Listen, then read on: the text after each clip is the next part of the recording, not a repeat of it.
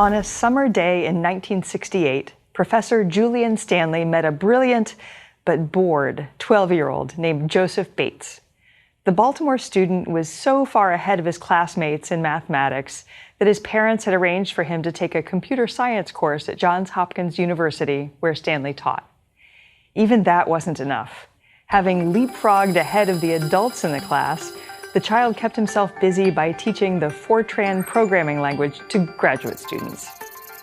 Unsure of what to do with Bates, his computer instructor introduced him to Stanley, a researcher well known for his work in psychometrics, the study of cognitive performance. To discover more about the young prodigy's talent, Stanley gave Bates a battery of tests that included the SAT college admissions exam, usually taken by university-bound 16 to 18-year-olds in the U.S. Bates's score was well above the threshold for admission to Johns Hopkins, which prompted Stanley to search for a local high school that would let the child take advanced mathematics and science classes. When that plan failed, Stanley convinced a dean at Johns Hopkins to let Bates, who was then 13, enroll as an undergraduate. Stanley would affectionately refer to Bates as his student zero of his Study of Mathematically Precocious Youth, SMPY, which would transform how gifted children are identified and supported by the U.S. education system. As the longest-running current longitudinal survey of intellectually talented children, SMPY has for 48 years tracked the careers and accomplishments of some 5,000 individuals, many of whom have gone on to become high-achieving scientists. The study's ever-growing data set has generated more than 400 papers and several books and provided key insights into how to spot and develop talented science, technology, engineering, and mathematics, or STEM, and beyond. What Julian wanted to know was, how do you find the kids with the highest potential for excellence in what we now call STEM? And how do you boost the chance that they'll reach that potential? Says Camilla P. Benbow, a protege of Stanley's, who is now Dean of Education and Human Development at Vanderbilt University. But Stanley wasn't interested in just studying bright children. He wanted to nurture their intellect and enhance the odds that they would change the world. His motto, he told his graduate students, was "No more dry bones methodology." With the first SMPY recruits now at the peak of their careers, what has become clear is how much the precociously gifted outweigh the rest of society in their influence. Many of the innovators who are advancing science, technology, and culture are those whose unique cognitive abilities were identified and supported in their early years through enrichment programs such as Johns Hopkins University's Center for Talented Youth, which Stanley began in 1979 as an adjunct to SMPY. At the start, both the study and the center were open to young adolescents who scored in the top 1% on university entrance exams. Pioneering mathematicians Terence Tao and Leonard Ng were one-percenters, as were Facebook's Mark Zuckerberg, Google co-founder Sergey Brin, and musician Stephanie Germanotta, who's better known as Lady Gaga. They all passed through the Johns Hopkins Center. Whether we like it or not, these people really do influence our society to a great degree, says Jonathan Y., Assistant Professor of Education Policy and Psychology at the University of Arkansas. Y combined data from 11 prospective and retrospective longitudinal studies, including SMPY, to demonstrate the correlation between early cognitive ability and adult achievement. The kids who test in the top 1% tend to become our eminent scientists and academics, our Fortune 500 CEOs and federal judges, our senators and billionaires and influential journalists, he says. Such results contradict long-established ideas suggesting that expert performance is built mainly through practice, that anyone can get to the top with enough focused effort of the right kind. SMPY, in contrast, suggests that early cognitive ability has more effect on achievement than either deliberate practice or environmental factors. The research emphasizes the importance of nurturing precocious children. At the same time, the work to identify and support academically talented students has raised troubling questions about the risks of labeling children and the shortfalls of talent searches and standardized tests, as a means of identifying high-potential students, especially in poor and rural districts. With so much emphasis on predicting who will rise to the top, we run the risk of selling short the many kids who are missed by these tests, says Donna Matthews, a developmental psychologist in Toronto, who co-founded the Center for Gifted Studies in Education at Hunter College. Camilla Benbow was a graduate student at Johns Hopkins in 1976 when she met Stanley in a class he taught. Benbow and her husband, psychologist David Lubinsky, have co-directed the study since Stanley's retirement, and they brought it to Vanderbilt in 1998. In a sense, that brought Julian's research full circle, since this is where he started his career as a professor, Benbow says, of the university's psychology laboratory, the first U.S. building dedicated to the study of psychology.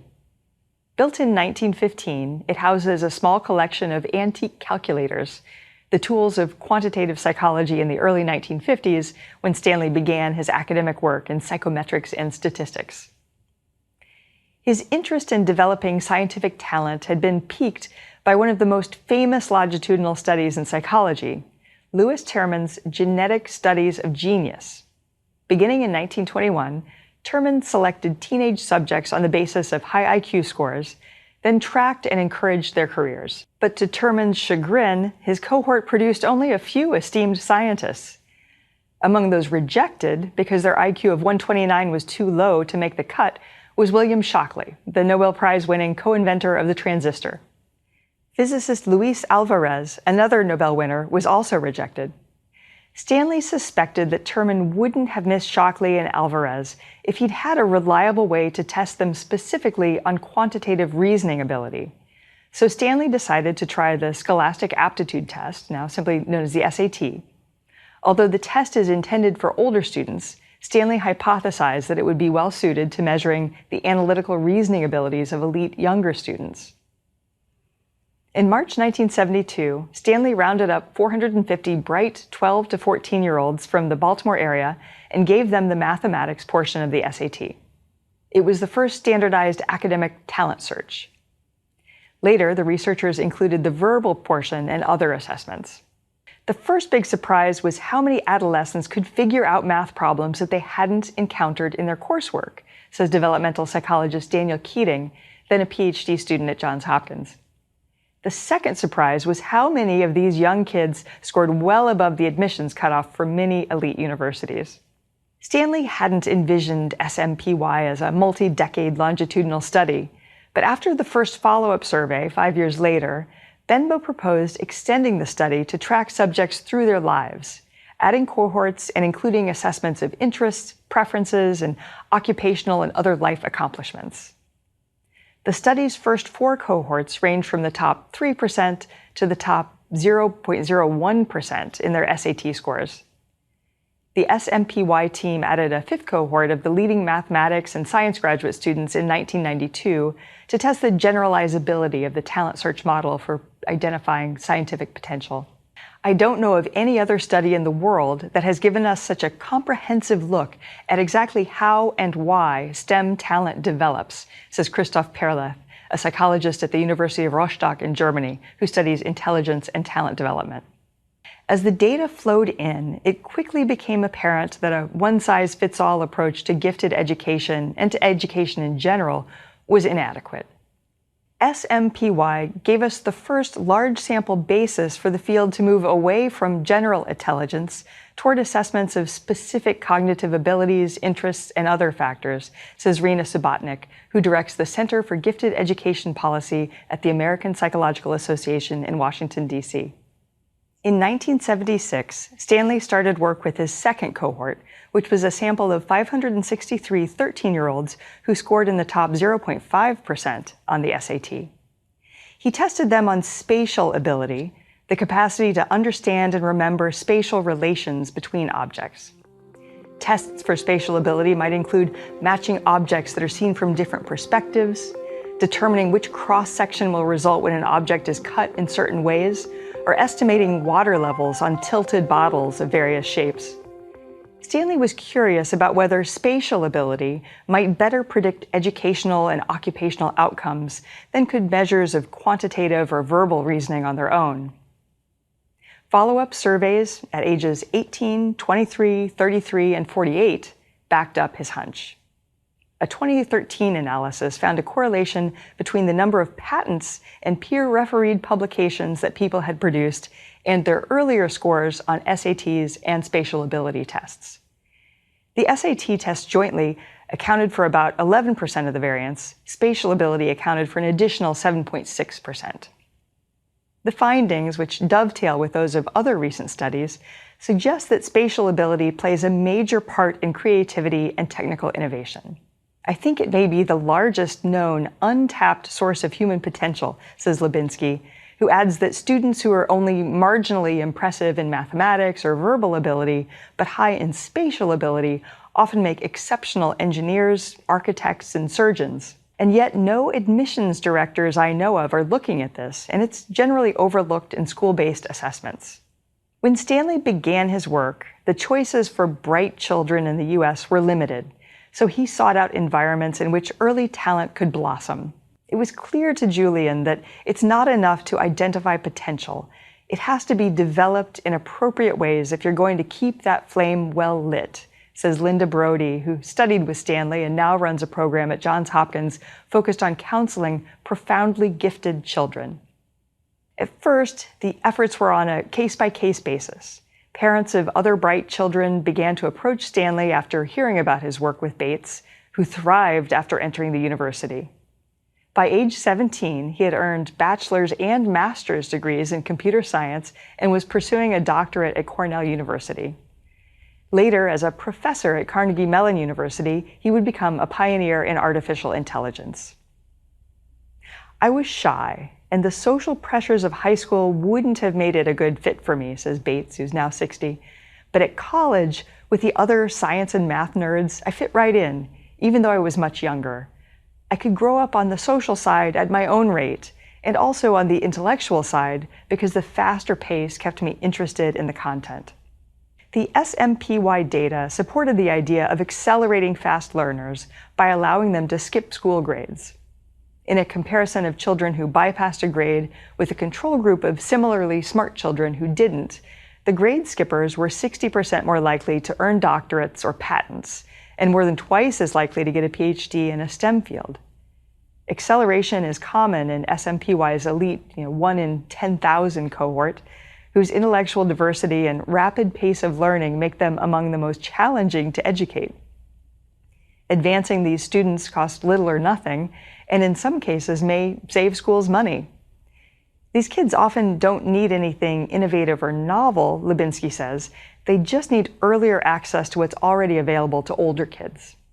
Many educators and parents continue to believe that acceleration is bad for children, that it will hurt them socially, push them out of childhood, or create knowledge gaps. But education researchers generally agree that acceleration should be much more frequently considered for kids who are advanced relative to their age peers. When carefully applied, with the necessary supports for children and their teachers, acceleration is usually beneficial socially and emotionally, as well as academically and professionally. Skipping grades is not the only option. SMPY researchers say that even modest interventions, for example, access to challenging material such as college-level advanced placement courses, have a demonstrable effect. Among students with high ability, those who were given a richer density of advanced pre-collegiate educational opportunities in STEM went on to publish more academic papers, earn more patents, and pursue higher-level careers than their equally smart peers who didn't have these opportunities. Despite SMPY's many insights, researchers still have an incomplete picture of giftedness and achievement. We don't know why, even at the high end, some people will do well and others won't, says Douglas Detterman, a psychologist who studies cognitive ability at Case Western Reserve University. Intelligence won't account for all the differences between people. Motivation, personality factors, how hard you work, and other things are important. Some insights have come from German studies that have a methodology similar to SMPY's. The Munich longitudinal study of giftedness, which started tracking 26,000 gifted students in the mid-1980s, found that cognitive factors were the most predictive, but that some personal traits, such as motivation, curiosity, and ability to cope with stress, had a limited influence on performance. Environmental factors such as family, school, and peers also had an impact. The data from such intellectual talent searches also contribute to knowledge of how people develop expertise in subjects. Some researchers and writers, notably psychologist Anders Ericsson of Florida State University and author Malcolm Gladwell, have popularized the idea of an ability threshold. This holds that for individuals beyond a certain IQ barrier, and 120 is often cited, concentrated practice time is much more important than additional intellectual abilities in acquiring expertise. But data from SMPY and the Duke Talent Program challenge that hypothesis. A study published in 2018 compared the outcomes of students in the top 1% of childhood intellectual ability with those in the top 0.01%. Whereas the first group gained advanced degrees at about 25 times the rate of the general population, the more elite students earned PhDs at about 50 times the base rate. But some of this work is controversial.